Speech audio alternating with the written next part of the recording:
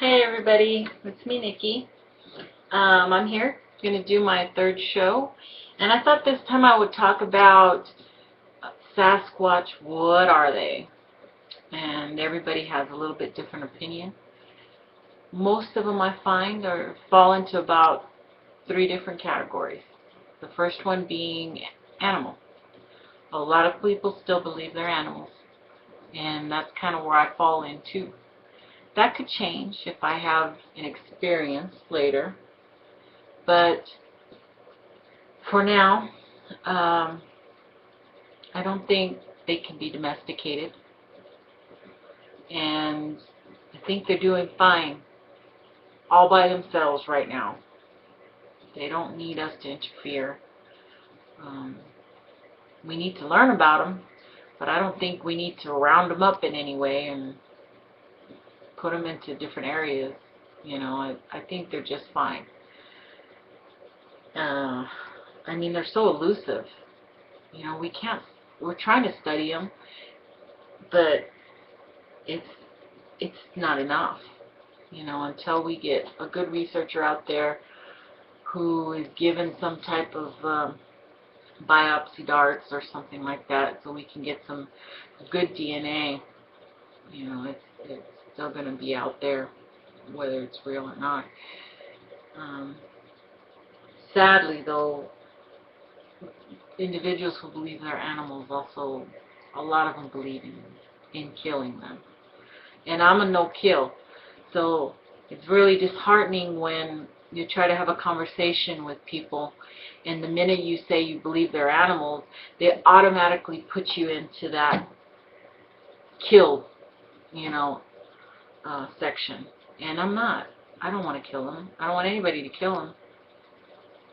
I want to know if they're real, because I've never had an experience. But that kind of leads to the next group, which is the habituators. They are definitely no-kill. A lot of them are just leave them alone, and many of these people have them in their backyards, and they deal with them every day. And that's great. I'm happy for them. I'm a little bit jealous. But I don't think, they see the whole picture sometimes, because they're just so pro save the Bigfoot. And I'm not sure that if we placed them on the endangered species list, that would be all that great for this country. Because it devastated us when we put the spotted owl on the endangered list. Thousands of lumber yards and workers were put out of work. So I don't know.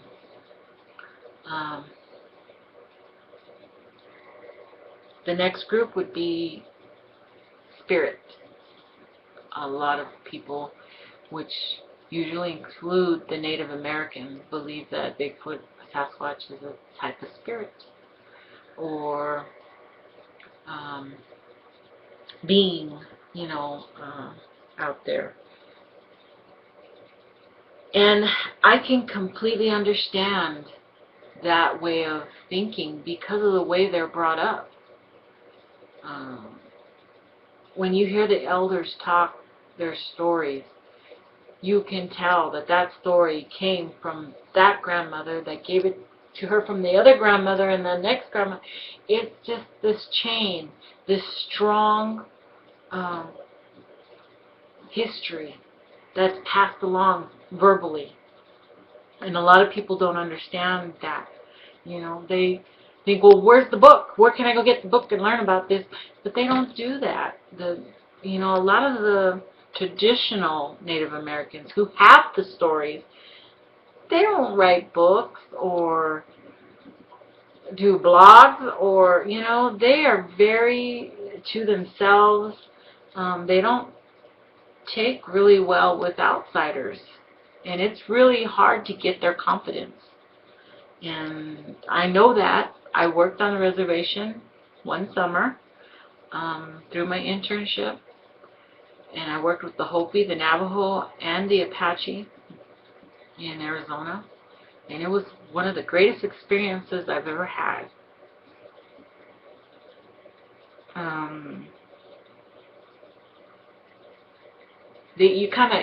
You take a piece of that away with you, and you just try to pass that along to your kids, that everybody has some type of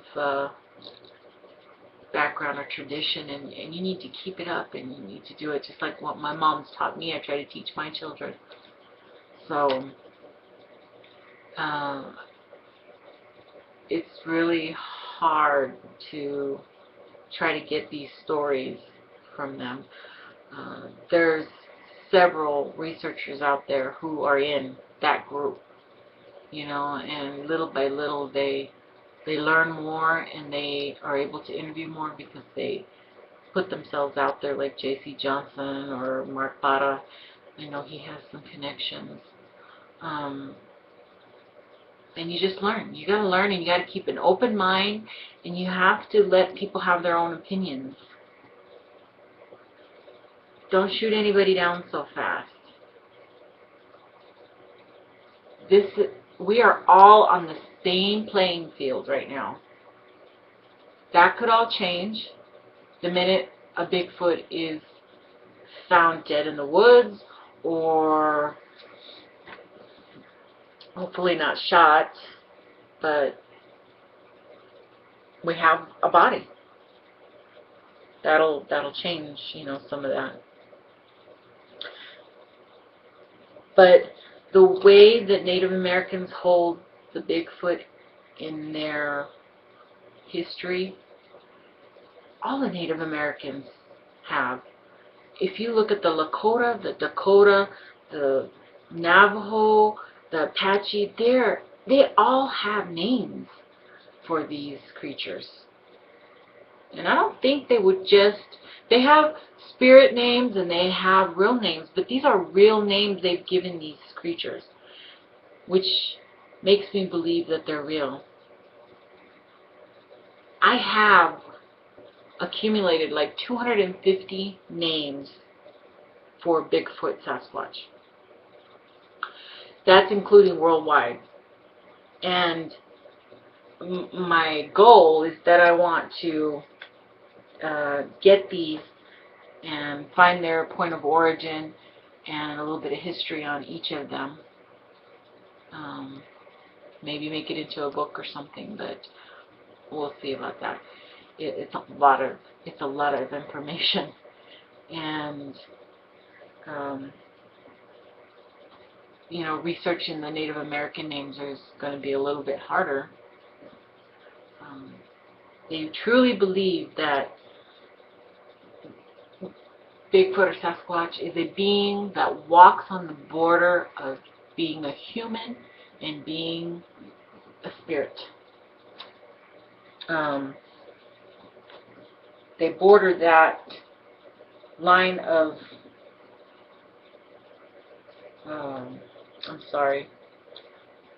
it's more like animal human. They believe it can walk that fine line between being an animal and the human, kind of like they're skinwalkers, which mostly take forms in coyotes, wolves, birds, crows. I've heard stories of crows, and they have some really strong stories out there, and weird occurrences out on the reservation in regards to mutilations of the sheep and stuff. So, it's pretty interesting. So that's where I'm at in regards to what I think, Bigfoot is, the 3 different types. I believe it's an animal. That could change when I meet one face to face. If it doesn't eat my face off. I don't know. It could all change. If a habituator gets attacked, that could also change things, from people thinking they're lovey, huggable things, and they're not. You know, I know Mitch Waite from Mogollon Monster in Arizona. He's claimed that the group he follows in his area is a family group, and they are benign. You know, they don't bother him a lot. Maybe some pine cone throwing or stuff, but they're not aggressive. But he's gone into areas further east of his area to a completely different mountain, and he's gotten growls and, you know, all kinds of stuff out there. And he, you know, where he was legitimately, I think, scared, you know, that this creature was not happy he was there. So they're different. I think every geological area has a different type of Sasquatch.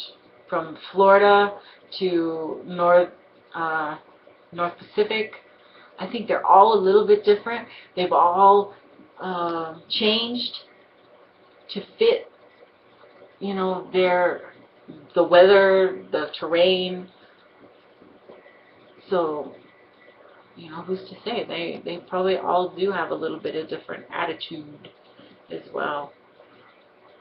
I hope I meet the the nicer one, not the mean, ugly ones that some people have made pictures of, and good Lord, you know, don't want to meet those.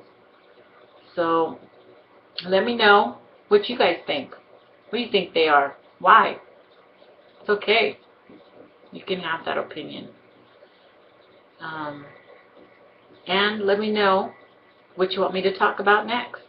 So comment down below, and I will talk about whatever you want and give you my honest opinion. I've gotten a lot of comments back. A lot of people are agreeing with what I'm saying, so I'm going to keep on doing this. Want me to talk about the Dyer fiasco? I can go on about that. Or we can talk about all the names of Bigfoot, because I have got lists and lists of names of all the Bigfoots. Native American, non-Native American, whatever you want. So until then, I'm going to say goodbye, thanks, and keep squatching.